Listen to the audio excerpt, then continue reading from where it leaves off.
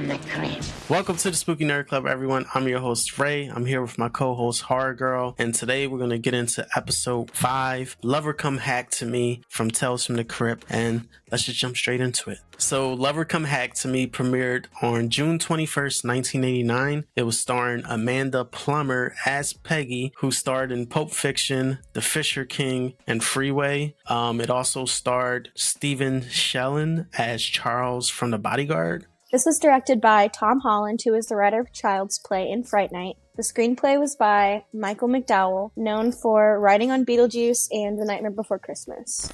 So plump up that coffin pillow and settle back your bones. We're going to take a little ride to honeymoon hell. Peggy and Charles are newlyweds outside the Justice of the Peace. After they smooch, Charles runs to start the car and Peggy's aunt runs up to her. You'll live to regret this day.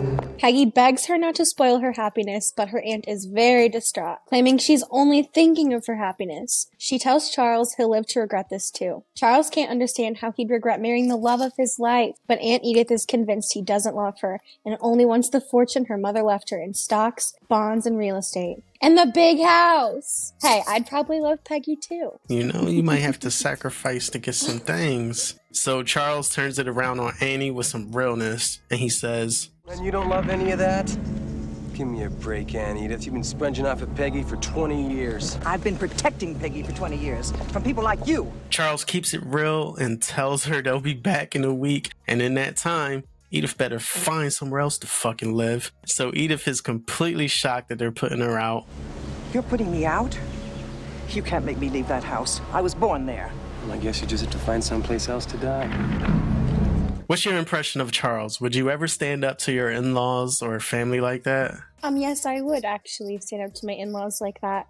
And, Mm-hmm. I mean, okay, we can't really, feel that bad for Charles because he's definitely doing everything she's accusing him of. Very true. Especially from the beginning. We don't even know where this episode is going, but you can tell, he's a douchebag.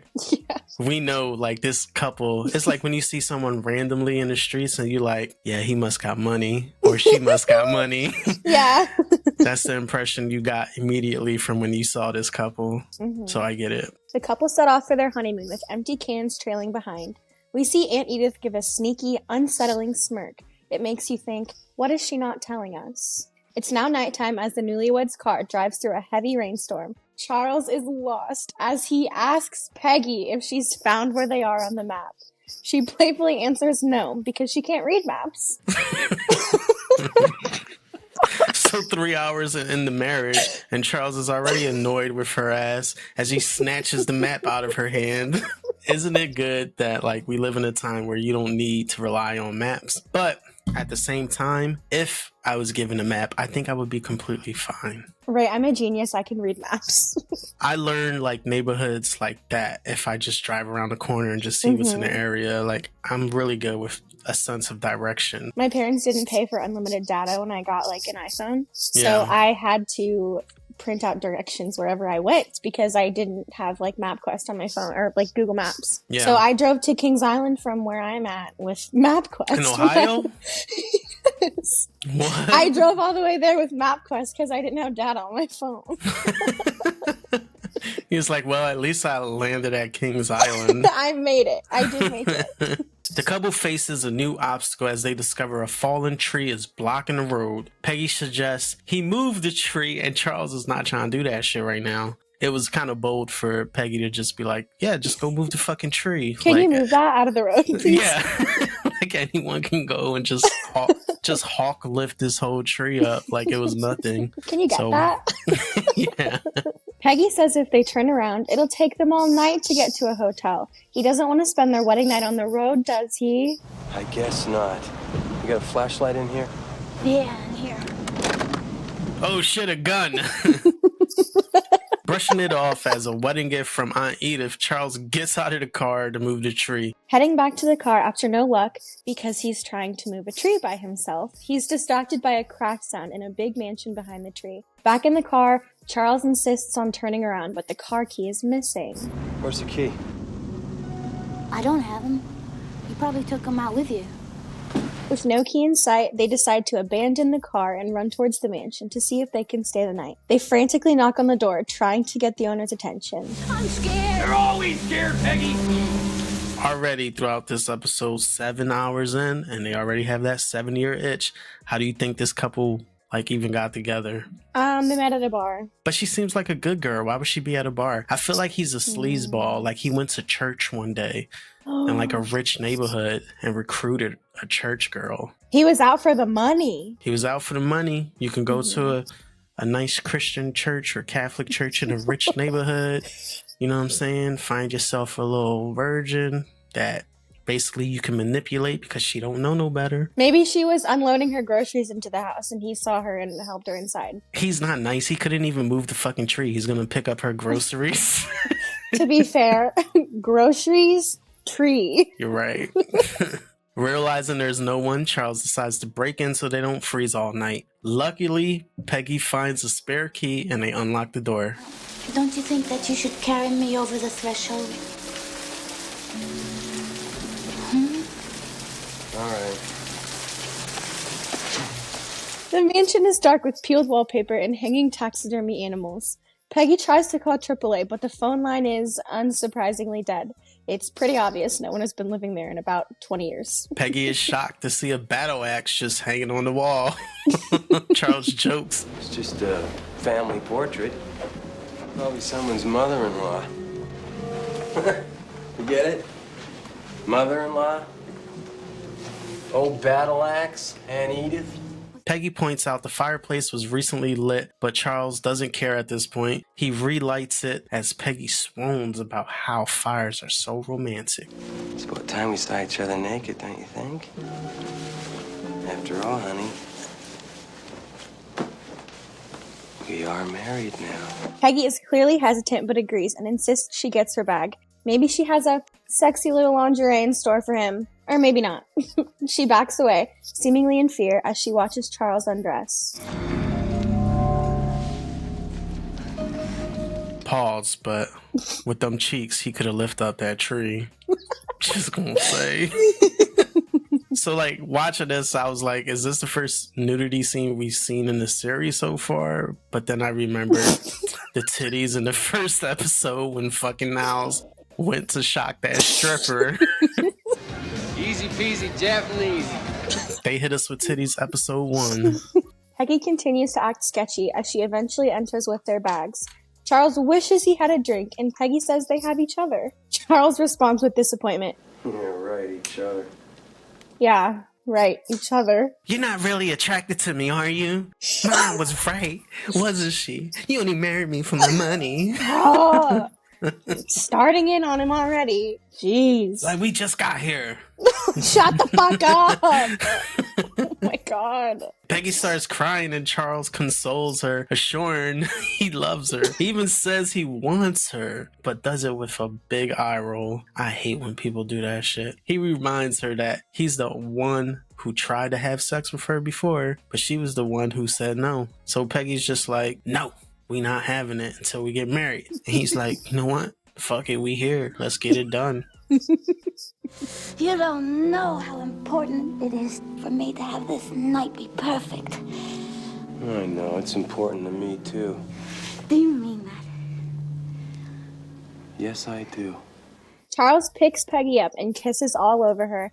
Peggy yells for him to stop. Isn't this what she wanted? She wants it, but not like this. Charles says it's perfect. There's a storm outside, a cheery fireplace inside. What's wrong? Peggy wants to do it on a bed. He agrees and says, Anything to please my wife. My man is ready. He is ready. He does not care where. What are our thoughts about Peggy at this moment? Is she up to something? Or is she just like a nervous bride? I don't know. Could you date someone like Peggy? No, she's annoying as fuck the whole time. She is very annoying until she walks out that bathroom. And you're like, Then game she's hot. changer. Game Whoa. changer. Who are you? Where did this come from? What were you watching? All right, so the couple finds the stairs and Charles asks why the clock is always ticking. Peggy says the sound makes her feel safe and heads up to the bedroom. The room is surprisingly clean and neat with a freshly made bed and candles. Peggy changes in the bathroom as Charles lights the candles to set the mood. This is perfect, isn't it? Absolutely, my darling. Yeah, right. A perfect honeymoon. Starting the perfect marriage.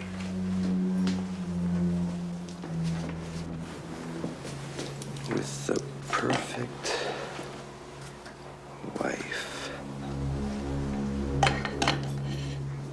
Peggy puts on some tight nylons and applies makeup in the bathroom as she tells Charles she'd do anything for him. Oh, and I'd do anything for you, too. And your bank account. Miss Peggy struts out in a sexy little number, which actually takes Charles by surprise. She asks if he likes it, and he says he loves it. Peggy then creepily responds, Good. Peggy clearly has an underlying motive as she tells Charles she wants this to be as perfect for him as it is for her. Charles confidently tells her, As perfect as I can make it. The two start making love as the clock ticks. We see some strong thrusts as Charles says in awe. You really are a virgin. Yes. Good. Then thrusts again super hard with his little white man cheeks. Like, damn, dude, take it easy. The girl said she was a virgin. But I guess Peggy had the walls of a hallway. They have sex and make sex sounds for quite a while as the clock just keeps ticking. They're lying in bed, freshly finished, as Peggy says what every man wants to hear. We made a child. She knows it's a girl and references the size of the baby and hopefully not Charles's dick size. This big. Only this big, Charles. It's only this big. We later see Charles sleeping alone in bed. He's awakened by a car door slam. We hear male laughter outside. Peeping out the window, Charles sees Peggy kissing another man and inviting him inside the crib they just were in. They were dressed like they were from a previous decade, however. You know, like any man would do. Charles just rushes downstairs to see what the fuck is going on. And he sees both of them making out and ripping each other's clothes off. Get it off. Oh, baby, we're gonna make this one really special. No, we're gonna make this one really perfect. She chants how perfect the sex is, and she screams and scratches her new lover while Charles is standing there on the wall and watching everything like a fucking cuck.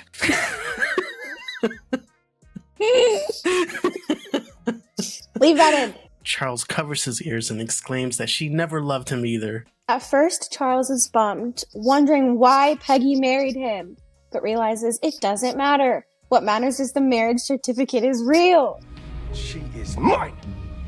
And every god penny she's got in the world is mine, too. She is mine! Mine! We cut back to Peggy talking to her sleeping lover, Alan. She tells him the same thing, that they made a little baby girl. Charles is still tweaking in the corner, mad that he believed she was a virgin. Peggy says love should always remain sweet, clean, and passionate, but time sours it, and the passion cools. Luckily, that won't happen to their love because she's going to kill him right now. She grabs the axe off the mantle. I'm going to keep it just exactly as it is. Preserve it for always. I'm not going to let time spoil our love. She wakes up Alan before sending him back to sleep and chops him up. Charles runs to save Alan but passes right through Peggy. He can't get a hold of her and says, "That's not Peggy. They're both ghosts." He makes the connection that Peggy's father was also named Alan and he died before Peggy was born. He realizes Peggy's mother killed her husband in this house on their wedding night. Don't you think Peggy would be a nice name for our little girl? Oh! Please! Please! Please, God! Please, God! Please, let me be dreaming! Oh, please! Charles suddenly wakes up in bed. It was a fucking nightmare. Peggy is by his side, comforting him. She asks, what was he dreaming about? he tells her the truth about what he actually saw, and she responds with, "That was weird. That's exactly what happened on the night I was conceived." Peggy pulls out the battle axe and yells that she wants what her mother had. A perfect honeymoon, a perfect love that she can make sure time doesn't spoil. Charles bitches up in 0.2 seconds. We don't have a perfect love. Peggy, I married you for your money. I've never loved you. That's not true.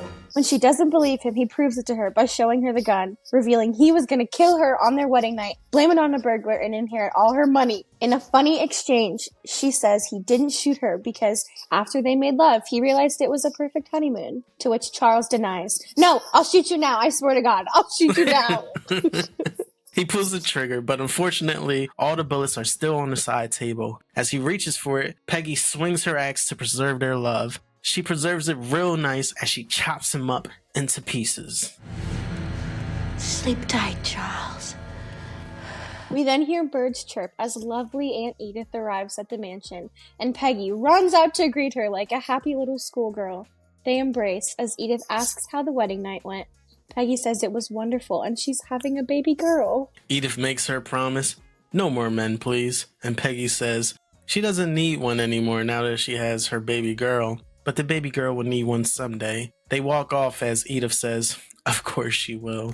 Before you take that matrimonial plunge, check out the bride's background. This episode kind of like came at the perfect time for you. What do you think of this episode? It was cool.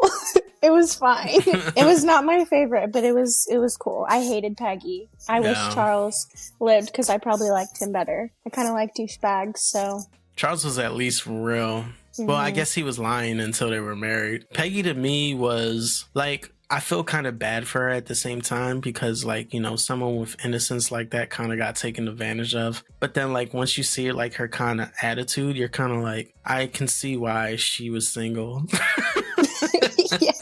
And no one wiped her up. I don't get the whole like point of preserving another child to just basically reformat the same way of living like her parents did and her, maybe her grandmother and stuff too. Like, I don't get the point in all of that. Overall, it was like a whatever kind of story of just like a good girl getting taken advantage of, just finally sticking it to an asshole guy. Typical slasher type of story. Yeah. Amanda Plummer was also in that Mike Myers movie, So I Married an Axe Murderer, which is a funny coincidence.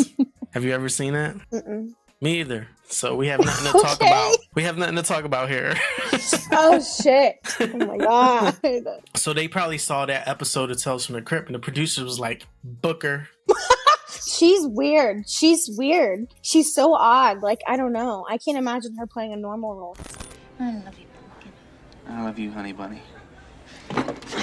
Everybody be cool, this is a robbery!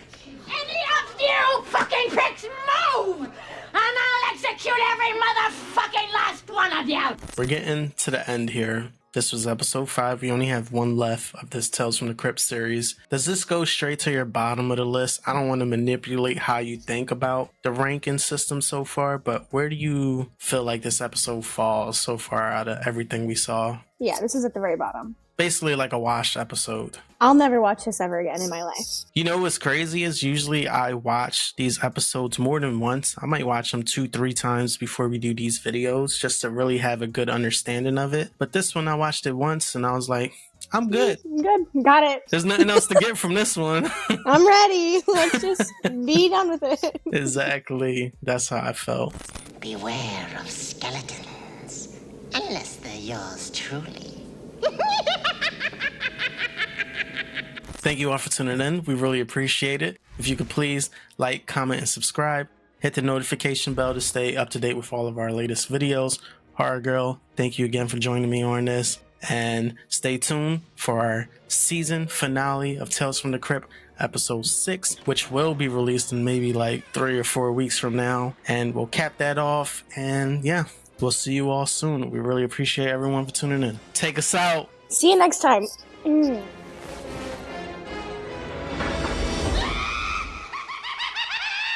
Tales from the Crypt.